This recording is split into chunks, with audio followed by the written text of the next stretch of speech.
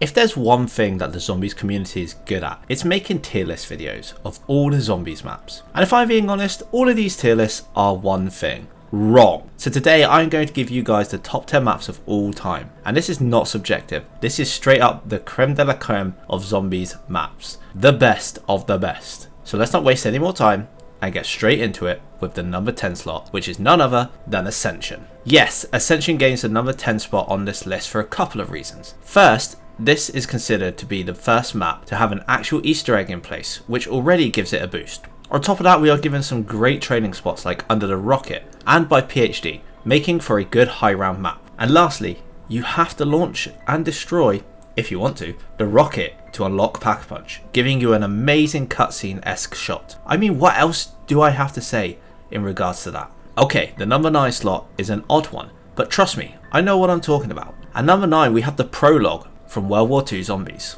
Now you might be thinking, what the hell are you talking about? Well, let me put it this way. First, World War II Zombies is good.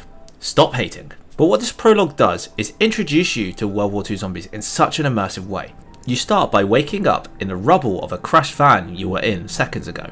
From there, you start to wander through the wreckage towards a house, where you come across the first batch of the living dead. Battling through these, you get to the house, with the aim to earn up enough points to escape, where you can eventually open the door and push towards the first map of the game. Now, I cannot stress the importance of an introductory session to something like Zombies, especially to a new franchise, and they do it so well, building up the thrill and anticipation of what is to come. Plus, on top of this, you don't even have to leave once you get enough points. You can carry on in the house and even do a little Easter egg to Pack-a-Punch weapons from the box. Pretty cool. So yeah, that's why it's going on the list. In number 8, we have none other than Revelations. This at the time was the epitome of the Ether storyline. We had what felt like the whole story wrapping up. Having gone on this crazy adventure, we were finally coming to a close, with fragments of maps from World at War, Black Ops 1 and Black Ops 2 all being implemented into this map. On top of this, we were given a plethora of wonder weapons to use, such as the Thunder Gun, Ray Gun, Lil Ernie's and the Apothecon Servant. It's the gift that just keeps giving. And on top of that, we trap and enter an Apothecon, where we can find a Pack-a-Punch machine, and it's overall just a sick area. In my opinion, the only reason it's not getting higher on this list is because I'm not a fan of the jump pads taking us from section to section. It kind of takes me out at the moment, but apart from that, a solid map. Now that I've finished glazing Revelations, are you guys ready to have your socks rocked for the number 7 slot? Because we have Infection up next on the list. Now I know Advanced Warfare isn't everyone's cup of tea, but all I have to say is Burger Town. That's all.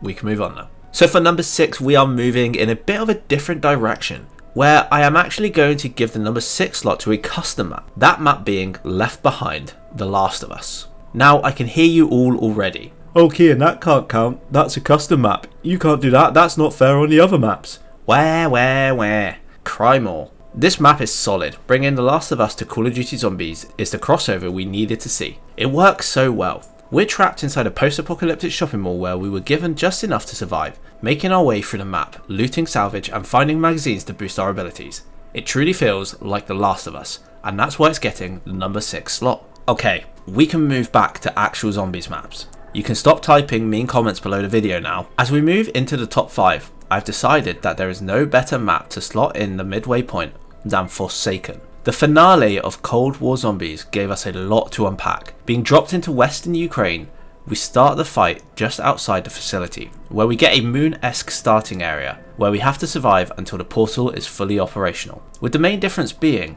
that the rounds actually increase in this room compared to Moon, which gives variety for both first room high round runs and high round runs in general, with pretty much everything you need to survive available to you.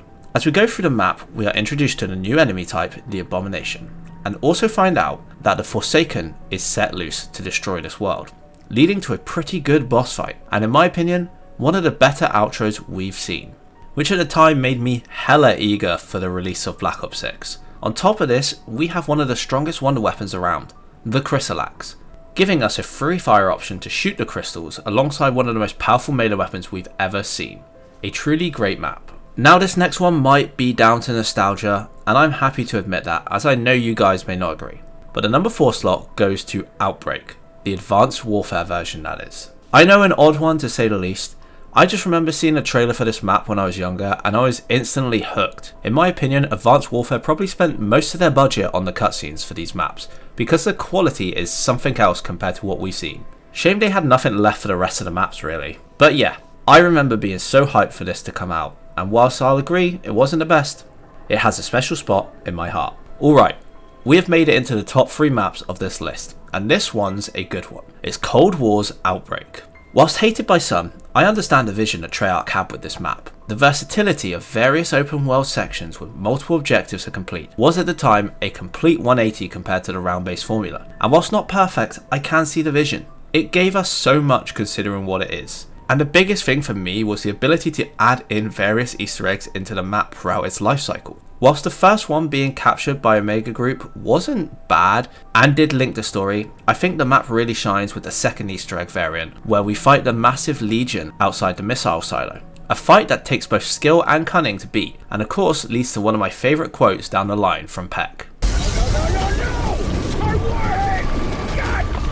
On top of this, due to its flexibility, we also have the Super Easter Egg reward hidden within the map. A ritual that we must partake in, which increases our weapon rarity to purple for the start of every game. Now I'm not going to sit here and discuss if this reward is good or bad, but having the ability to add in additional material down the line really adds to this map, and this is why it's getting the number 3 spot.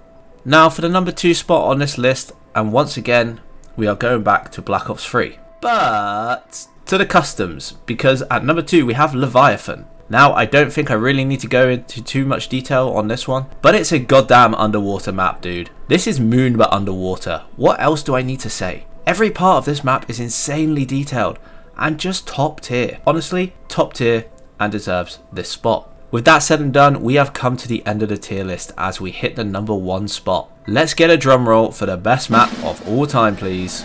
The number 1 slot goes to none other than the Shadowed Throne. Set in World War II Berlin, we get to see the destruction that has taken place in true World War II Zombies style, with another solid Easter egg and great boss fight. On top of this, we get the Dancer's Dagger, another solid melee weapon which can actually rejuvenate your armor, which is awesome. You can also get the bat and axe, and I best not forget the Blade of Barbarossa. So yeah, we're eating good. With this in mind, I find that this is a great way to end the list and a very fitting spot for the number 1 map. And there we have it, the top 10 COD Zombies maps of all time. No doubt whatsoever. And even though you may not all agree with this ranking, all I'm going to say is that there is one thing we can agree on. And that is that within my ranking there's a secret message for everyone that has been paying attention. And that is April Fools. I hope you've all enjoyed the video, like and subscribe for more, and I shall see you all in the next one.